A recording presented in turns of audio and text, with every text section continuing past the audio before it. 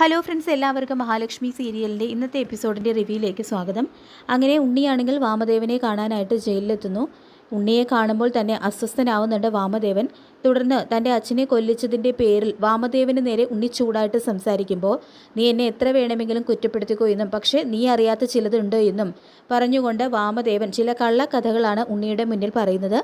അതായത് സുന്ദരിയായിട്ടുള്ള നിൻ്റെ അമ്മയെ നിൻ്റെ അച്ഛന് കല്യാണം കഴിച്ചു കൊടുത്തത് ചില നിബന്ധനകളോടെ ആയിരുന്നു എന്നും കല്യാണം കഴിഞ്ഞാൽ ബിസിനസ്സും കമ്പനിയും എല്ലാം ദുർഗയുടെ പേരിൽ എഴുതി വെക്കണമെന്നായിരുന്നു ആ ഒരു നിബന്ധന.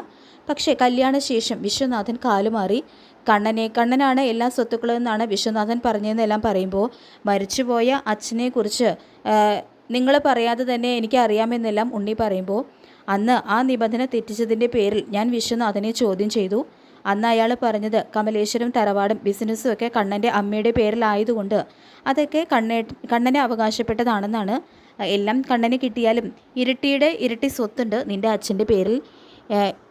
എന്നാലും അയാൾ ദുർഗയ്ക്ക് ഒന്നും കൊടുത്തില്ല. എന്തിന് വീടും പറമ്പും പോലും കൊടുക്കാനായിട്ട് അയാൾ തയ്യാറായില്ല.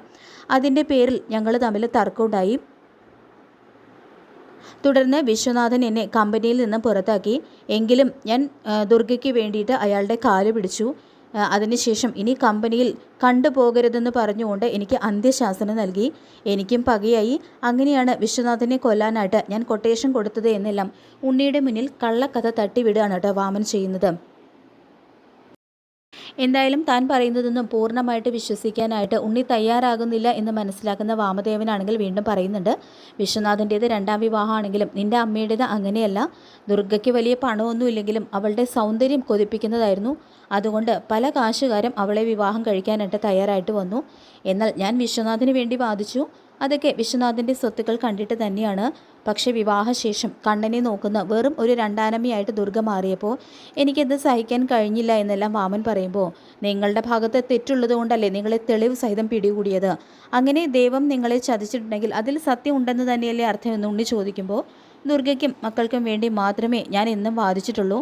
കൂട്ടത്തിൽ ഞാനും കുറച്ച് സാമ്പത്തിക ലാഭം ഉണ്ടാക്കിയിട്ടുണ്ടെന്ന് വാമൻ തുറന്നു പറയുന്നു. എന്നിട്ടിപ്പോൾ എന്താ ഉണ്ടായത്? എല്ലാം നഷ്ടപ്പെട്ടില്ലേ? മാസാമാസം നിങ്ങൾക്കും മേഘേട്ടനും തന്നിരുന്ന സാലറി കണ്ണേട്ടൻ കട്ട് ചെയ്തു. അതുമാത്രമല്ല ഇനി സ്വാതിയുടെ കല്യാണവും കണ്ണേട്ടൻ നടത്തില്ല എന്നെല്ലാം ഉണ്ണി പറയുമ്പോൾ, ആ ഒരു ഷോക്കിൽ തന്നെയാണ് മോനെ ഞാനും എന്ന് വാമൻ പറയുന്നതും. നിങ്ങൾക്ക് അങ്ങനെയൊക്കെ പറഞ്ഞാൽ മതിയല്ലോ. നിങ്ങൾക്കും പ്രതാപനും ഒക്കെ കേസ് നടത്തി ഇനി എല്ലാം നഷ്ടപ്പെടാൻ പോവുകയാണെന്നും എന്തായാലും എൻ്റെ ഭാവി കൂടി തുലച്ചതിൽ നന്ദിയുണ്ടെന്നെല്ലാം പറഞ്ഞുകൊണ്ട് ഉണ്ണി അമർഷത്തോടെ പോകാൻ തുടങ്ങുന്നതും പെട്ടെന്ന് തന്നെ വീണ്ടും വാമൻ്റെ അടുത്തേക്ക് വന്നിട്ട്, നിങ്ങൾ പറഞ്ഞതൊന്നും പൂർണ്ണമായിട്ടും ഞാൻ വിശ്വസിച്ചിട്ടില്ല. എങ്കിലും സ്വത്തുക്കൾ സ്വന്തമാക്കണം എന്ന് തന്നെയാണ് എൻ്റെ ആഗ്രഹം. അതിനു വേണ്ടിയിട്ട് നിങ്ങളുടെ തലയിൽ എന്തെങ്കിലും ബുദ്ധി തെളിയുന്നുണ്ടോ എന്നെല്ലാം ഉണ്ണി ചോദിക്കുമ്പോൾ, പരമൻ എന്നൊരു ഗുണ്ട ഉണ്ടെന്നും അയാളെ കണ്ടു കഴിഞ്ഞാൽ ചിലപ്പോൾ നീ ആഗ്രഹിക്കുന്നതെല്ലാം നടക്കാൻ സാധ്യതയുണ്ടെന്നും വാമൻ പറയുമ്പോൾ, അയാളുടെ നമ്പർ ഉണ്ടോ എന്ന് ഉണ്ണി തിരിച്ച് ചോദിക്കുന്നതും നമ്പർ രഹസ്യമായിട്ട് പറഞ്ഞു കൊടുക്കുന്നുണ്ട് വാമദേവൻ. തുടർന്ന് കൊട്ടേഷൻ കൊടുക്കാനുള്ള പണമൊന്നും മുടക്കാൻ ഞാൻ തയ്യാറല്ല. എങ്കിലും കണ്ണേട്ടനും ലക്ഷ്മിയും കുഞ്ഞും കൂടി തിരിച്ചു വരുന്നെടുത്ത കാര്യം ഓർക്കാൻ കൂടി വയ്യ എന്ന് ഉണ്ണി പറയുമ്പോൾ, ചിലപ്പോൾ എല്ലാം നല്ലതായിട്ട് നടക്കാൻ വേണ്ടിയിട്ട് കുറച്ച് കാശ് നിനക്ക് മുടക്കേണ്ടി വന്നേക്കാം. എന്തായാലും ലാഭം നിനക്ക് തന്നെയാണ് ഉണ്ടാകാൻ പോകുന്നത്. കണ്ണൻ പോയി കഴിഞ്ഞാൽ നീ ആഗ്രഹിച്ചതൊക്കെ നടക്കുമെന്നും വാമൻ പറഞ്ഞു കൊടുക്കുന്നുണ്ട് കേട്ടോ ഉണ്ണിയോട്. തുടർന്ന് വിശ്വനാഥൻ ദുർഗയ്ക്ക് എല്ലാം കൊടുത്തിരുന്നുവെങ്കിൽ എനിക്കും പ്രതാപനും ഈ ഒരു ഗതി വരില്ലായിരുന്നു എന്നും നിനക്ക് നിൻ്റെ അച്ഛനെ നഷ്ടപ്പെടില്ലായിരുന്നു എന്നെല്ലാം വീണ്ടും ഉണ്ണിയോട് പറയുന്നുണ്ട് വാമദേവൻ. പിന്നീട് ഉണ്ണിയാണ് തന്നെ കാണാൻ വന്നതെന്ന് വാമൻ പറയുമ്പോൾ, അവൻ എന്നെയല്ലേ കാണേണ്ടത്? ഞാനല്ലേ അവൻ്റെ അമ്മായിയച്ഛനെന്ന് പ്രതാപൻ ചോദിക്കുമ്പോൾ, അച്ഛനെ കൊല്ലാൻ കൊട്ടേഷൻ കൊടുത്തത് ഞാനാണല്ലോ. അതിൻ്റെ അമർഷം പ്രകടിപ്പിക്കാനാണ് അവൻ വന്നതെന്നും ഞാൻ പക്ഷേ അവനെ ബ്രെയിൻ വാഷ് ചെയ്ത് വിട്ടിട്ടുണ്ടെന്നെല്ലാം പറഞ്ഞുകൊണ്ട് വാമൻ ഉണ്ണിയോട് പറഞ്ഞ കാര്യങ്ങളെക്കുറിച്ചെല്ലാം പ്രതാപനെ അറിയിക്കുന്നു. തുടർന്ന് ഞാൻ പറഞ്ഞത് കുറച്ച് കള്ളാണെങ്കിലും അതിൽ ചിലത് സത്യമാണെന്നും വാമദേവൻ കൂട്ടിച്ചേർക്കുന്നുണ്ട്. ഇത് കേൾക്കുന്ന പ്രതാപനാണെങ്കിൽ, വിശ്വനാഥൻ എന്നായാലും ദുർഗയ്ക്കും കുട്ടികൾക്കും എല്ലാം കൊടുത്തേനെ, പിന്നെ എന്തിനാ താൻ കൊട്ടേഷൻ്റെ പേരിൽ എന്നെ കാണാൻ വന്നതെന്ന് പ്രതാപൻ ചോദിക്കുമ്പോൾ, 20 വർഷം കഴിഞ്ഞ് ഇങ്ങനെ ഒരു കേസ് വരുമെന്ന് നമ്മൾ ആരെങ്കിലും സ്വപ്നത്തിൽ പോലും കരുതിയോ എന്ന് ചോദിക്കുന്നുണ്ട് വാമദേവൻ. ഉണ്ണിയെല്ലാം വിശ്വസിച്ചു എന്ന് പ്രതാപൻ ചോദിക്കുമ്പോൾ, അവനെ വിശ്വസിപ്പിക്കുന്ന രീതിയിലാണ് ഞാൻ എല്ലാം പറഞ്ഞു കൊടുത്തിട്ടുള്ളത് എന്ന് മാത്രമല്ല നാട്ടിലെ പ്രധാന ക്രിമിനലായ പരമൻ്റെ നമ്പറും കൊടുത്തു എന്ന് വാമൻ പറയുമ്പോൾ, ഞെട്ടിക്കൊണ്ട് എന്തിനാ അയാളുടെ നമ്പർ കൊടുത്തതെന്ന് പ്രതാപൻ ചോദിക്കുമ്പോൾ, എൻ്റെ മോളുടെ ഭാവിയും താൻ തുളച്ചു കളയുമെന്ന് ചോദിക്കുന്നുണ്ട് കേട്ടോ പ്രതാപൻ. തുടർന്ന് അവനൊരു മണ്ടനാണെന്നും അവൻ കരുണമോളെ പെണ്ണ് കാണാൻ വന്ന സമയത്ത് അവൻ്റെ ചന്തം കണ്ട് ഞങ്ങൾ മയങ്ങി, അവൻ ഒരു ലോക പിശുക്കനാണെന്ന് താനും പറഞ്ഞില്ലല്ലോ എന്നെല്ലാം പ്രതാപൻ പറയുമ്പോൾ, എന്തായാലും കമലേശ്വരത്തെ സ്വത്തുക്കളൊക്കെ എന്നേക്കാളും മേഘനേക്കാളും ഒക്കെ മോഹിച്ചു നടക്കുന്നവനാണ് ഉണ്ണി. അതുകൊണ്ട് തന്നെ ഞാനൊന്നും പറഞ്ഞില്ലെങ്കിലും അവൻ ചെയ്യേണ്ടതെല്ലാം എന്നായാലും ചെയ്യുമെന്നും വാമൻ പറയുമ്പോൾ, ഇനിയിപ്പോൾ നമ്മളെപ്പോലെ ഉണ്ണിയും ഇവിടെ വന്ന് കിടക്കുമോ ഈ ജയിലിനകത്ത് എന്ന് പ്രതാപൻ ചോദിക്കുമ്പോൾ, അങ്ങനെ വന്നു കഴിഞ്ഞാൽ തൻ്റെ തല ഞാൻ തല്ലി പൊട്ടിക്കുമെന്ന് പറഞ്ഞുകൊണ്ട് അവർക്കിടയിൽ വീണ്ടും ഒരു തർക്കം ഉണ്ടാകുന്നുണ്ട്. പിന്നീട് ഉണ്ണി പരമൻ എന്ന ഗുണ്ടയെ ചെന്ന് കാണുന്നു. മാർക്കോയുടെ ഭരണമാണിപ്പോൾ നടക്കുന്നതെന്നും അവൻ ഗുണ്ടായസത്തിൻ്റെ പേരിൽ 10 പൈസ ഉണ്ടാക്കുന്നില്ലെങ്കിലും മറ്റുള്ളവർക്കും അവസരം കൊടുക്കുന്നില്ല എന്നും അവനെ തീർക്കാനായിട്ട് ഒരവസരത്തിന് വേണ്ടിയിട്ട് കാത്തിരിക്കുകയാണെന്ന് ഞാനെന്നും അവനെ കൊത്തി നുറുക്കുമെന്നെല്ലാം പരമൻ പറയുന്നുണ്ട്. തുടർന്ന് ഞാൻ ഒരു പ്ലാൻ പറഞ്ഞു കഴിഞ്ഞാൽ അതുപോലെ ചെയ്യുമോ എന്ന് ഉണ്ണി ചോദിക്കുമ്പോൾ, എനിക്കത് പറ്റില്ല എന്നും, പക്ഷേ അതിന് പറ്റിയ ഒരാളുണ്ട്, ആയുധം ഉപയോഗിച്ചില്ല ബുദ്ധി ഉപയോഗിച്ച് ഒരാളെ ഇല്ലാതാക്കുകയാണ് നല്ലത്. സാറിൻ്റെ വീട്ടിൽ ആളില്ലാത്ത ഒരു ദിവസം പറഞ്ഞാൽ മതി, ഞാൻ പറഞ്ഞ ആളെയും കൊണ്ട് വരാം എന്നെല്ലാം അയാൾ പറയുമ്പോൾ, ഓക്കെ ഞാൻ വിളിക്കാം എന്ന് പറഞ്ഞുകൊണ്ട് ഉണ്ണി പോകാൻ തുടങ്ങുന്നതും എന്തെങ്കിലും അഡ്വാൻസ് തരണമെന്ന് അയാൾ പറയുന്നുണ്ട്. തുടർന്ന് 50,000 രൂപയാണ് അയാൾ അതിന് വേണ്ടിയിട്ട് ആവശ്യപ്പെടുന്നത്. മൊബൈലിലേക്ക് ഇട്ട് തന്നാൽ മതിയെന്നും പരമൻ പറയുമ്പോൾ, അതൊന്നും വേണ്ട, അതൊക്കെ പോലീസ് കേസാവും, അതുകൊണ്ട് ക്യാഷായിട്ട് തന്നെ തരാമെന്ന് പറയുന്നുണ്ട് കേട്ടോ ഉണ്ണി അയാളോട്. അങ്ങനെ ATMയിലേക്ക് കാശ് എടുക്കാനായിട്ട് ഉണ്ണിയും അയാളും പുറകെ പോകുന്നുണ്ട്. പിന്നീട് കാണിക്കുന്നത് ദുർഗയാണെങ്കിൽ ഭഗവതിക്ക് മുന്നിൽ നിന്നും തൊഴുത് സമസ്ത അവരോധവും ഏറ്റുപറഞ്ഞ് പ്രാർത്ഥിക്കുന്നു.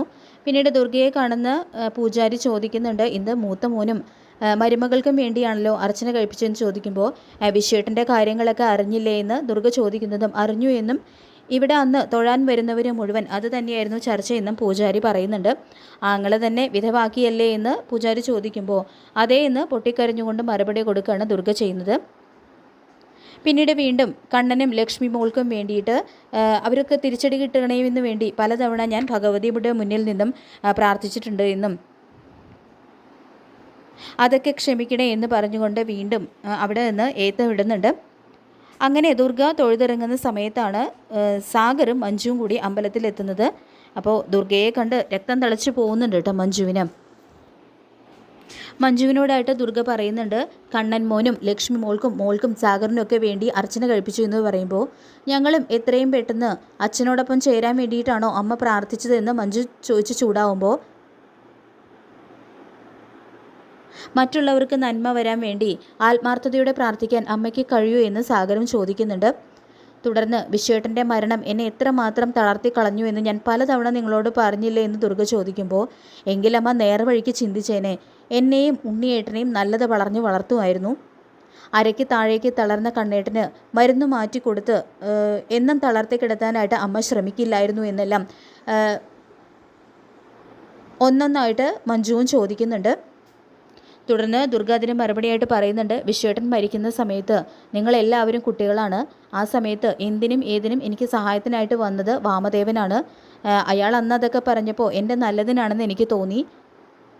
അവിടെ ഞാൻ പതറിപ്പോയി എന്നെല്ലാം ദുർഗ പറയുമ്പോൾ, അങ്ങനെ കുറ്റം മുഴുവൻ അയാളിൽ ചുമത്തി അമ്മ രക്ഷപ്പെടാൻ നോക്കണ്ട എന്നും,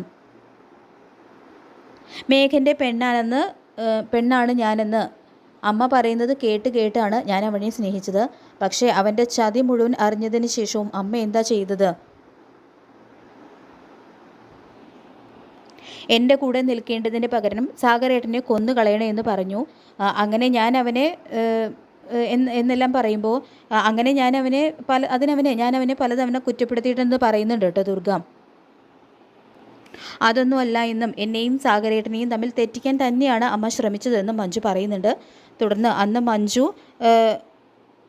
മഞ്ജുവിന് വിശേഷമുണ്ടെന്ന് ഞങ്ങൾ വെറുതെ പറഞ്ഞതാണെന്നും, എന്നിട്ട് അമ്മ എന്താ ചെയ്തത്, വീട്ടിലേക്ക് ഇവളെ സ്നേഹത്തോടെ വിളിച്ചു വരുത്തി ജ്യൂസിൽ വിഷം കലർത്തി കൊല്ലാനല്ലേ ശ്രമിച്ചതെന്നും സാഗരൻ ചോദിക്കുന്നുണ്ട്. അതും ഏട്ടത്തിയുടെ തലയിലിടാൻ ശ്രമിച്ചു. എന്നിട്ടിപ്പോൾ എല്ലാവരുടെയും മുന്നിൽ കണ്ണീരൊഴുക്കി അഭിനയം നടത്തുകയാണെന്നെല്ലാം മഞ്ജു പറയുമ്പോൾ, ഇനിയെങ്കിലും സത്യം പറ, അന്ന് എൻ്റെ കുഞ്ഞിനെ കളയാനായിട്ട് അമ്മ ആഗ്രഹിച്ചില്ലേ എന്ന് മഞ്ജു തുറന്നടിച്ച് ചോദിക്കുമ്പോൾ അത് ശരിയാണെന്നും അന്ന് എനിക്ക് അങ്ങനെ ഒരു ആഗ്രഹം ഉണ്ടായിരുന്നു എന്ന് തന്നെ ദുർഗ തുറന്ന് സമ്മതിക്കുന്നുണ്ട്.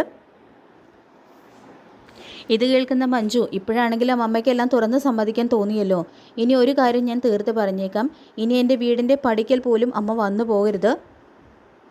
അമ്മയ്ക്ക് ഒരിക്കലും മറ്റുള്ളവരെ സ്നേഹിക്കാനായിട്ട് കഴിയില്ല. സ്നേഹം കാണിച്ച് അമ്മ ഇപ്പോൾ കണ്ണേട്ടന് ഭക്ഷണമൊക്കെ ഉണ്ടാക്കി കൊടുക്കുന്നുണ്ട്. കണ്ണേട്ടനാണെങ്കിൽ അമ്മയെ വിശ്വസിച്ച് അത് കഴിക്കുന്നുണ്ട്. പക്ഷേ എപ്പോഴാണ് അമ്മയുടെ തനി നിറം പുറത്തു വരാൻ പോകുന്നതെന്ന് പറയാൻ പറ്റില്ല. കണ്ണേട്ടൻ അമ്മയെ പൂർണ്ണമായിട്ടും വിശ്വസിക്കുന്ന സമയത്തായിരിക്കും അമ്മ ഭക്ഷണത്തിൽ വിഷം കലർത്തുന്നത്. കണ്ണേട്ടനെ കൊല്ലാൻ എന്ന് മഞ്ജു തുറന്നടിച്ച് പറയുമ്പോൾ അയ്യോ മോളെ എന്ന് പറഞ്ഞുകൊണ്ട് ചങ്ക് പൊട്ടി കരയാണ് കേട്ടോ ദുർഗ.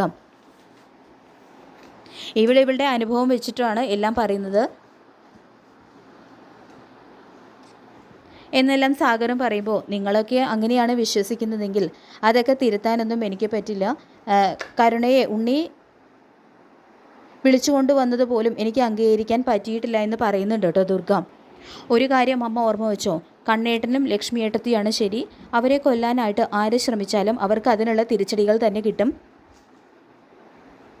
അമ്മാവനും അമ്മയും പറയുന്നത് കേട്ട് വളർന്ന ഉണ്ണിയേട്ടന് അയാൾ ആഗ്രഹിക്കുന്നതൊന്നും കിട്ടാതെ മനസ്സമാധാനം ഉണ്ടാവില്ല. ഇപ്പോൾ അമ്മയാണെങ്കിലും പിടിച്ചു നിൽക്കാൻ വേണ്ടി കരഞ്ഞ് അഭിനയിക്കുന്നുണ്ട്. തുടർന്ന് ഇനി ജയിലിൽ കിടക്കുന്നവർ പുറത്തിറങ്ങിക്കഴിഞ്ഞാൽ പഴയതൊക്കെ ആവർത്തിക്കുമെന്നും അതുകൊണ്ട് തന്നെ മരണം വരെ അമ്മയ്ക്കൊരു മാറ്റവും ഉണ്ടാകില്ല എന്ന് തന്നെ മഞ്ജു തുറന്നടിച്ച് പറയുമ്പോൾ അത് കേട്ട് ചങ്ക് പൊട്ടി കരയുന്ന ദുർഗയെ കാണിച്ചുകൊണ്ടാണ് എപ്പിസോഡ് അവസാനിക്കുന്നത്. ഈ ഒരു റിവ്യൂ ഇഷ്ടപ്പെട്ടെങ്കിൽ ലൈക്ക് ചെയ്യുക, ചാനൽ കൂടി ഒന്ന് സബ്സ്ക്രൈബ് ചെയ്ത് സപ്പോർട്ട് ചെയ്യുക. താങ്ക്